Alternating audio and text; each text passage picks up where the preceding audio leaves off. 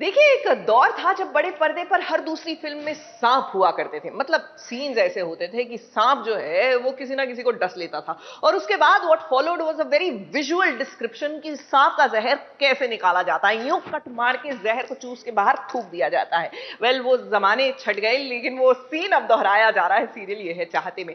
और ये काम कौन कर रही है? नहीं, एक्चुअली इसका सीक्वल थोड़ा बदल गया है कि हमारी जो सुपर बहू है वो अपनी सासू माँ को बचाने के लिए सांप के सामने आ जाती हैं, और सांप उनको डस लेता है। उसके बाद हीरो को ये जहर चूसने वाला पूरा सीन जो है ना, उनको करना पड़ा। देखिए ना।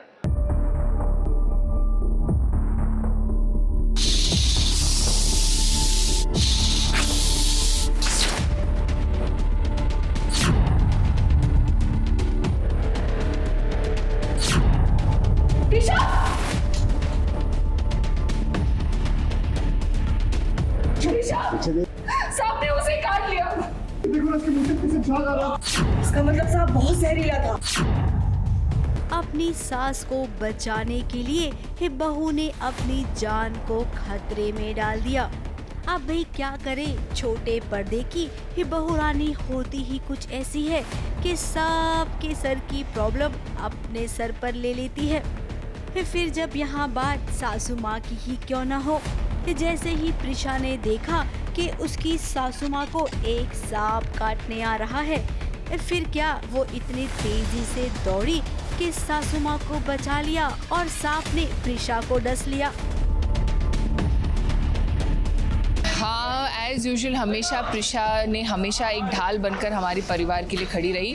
आज फिर से ऐसा ही कुछ हुआ। मैं फूल बदल रही थी, मुझे पता नहीं था उसके पीछे सांप है, और सांप मुझे डसने ही वाला था। इतने में पीछे से प्रिशा आई, मुझे धक्का देके साइड में गिरा दिया, और इतने में प्रिशा को सांप ने काट लिया।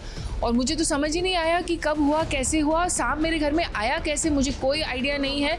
और देखते देखते मेरे सामने प्रिशा मेरी बाहों में बेहोश हो गई। वैसे हमें ये कहने की जरूरत नहीं है कि इस सांप को किसने यहाँ पर छोड़ा है। अरे भाई, रेवती मैडम है ना, ये काम उन्हीं का है। अब जब प्रिशा के साथ हादसा हुआ, रुद्र ने उसे बचा लिया, तो इस बार भी बचा लेगा।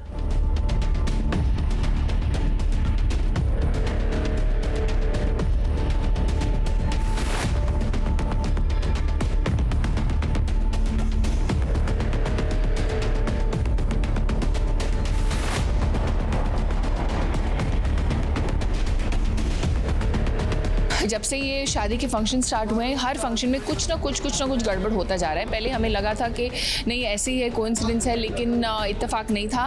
और मुझे लगा वसुधा ने किया, वसुधा ने लगा मैंने कुछ किया। एक्चुअली हम इन सब के पीछे रेवती है जो एक्चुअली झगड़ा लगा रही है, और ये सांप का आना भी कहीं ना कहीं उसी की साजिश है। वो चाहती थी कि किसी न किसी को चोट पहुँचे, फंक्शंस खराब हो जाएं, ये शादी नहीं हो।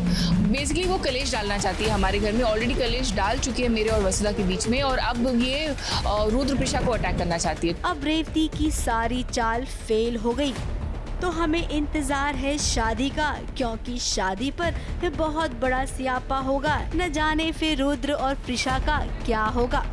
मुंबई से कैमरामैन सुजीत मिश्रा के साथ एबीपी न्यूज रिपोर्ट।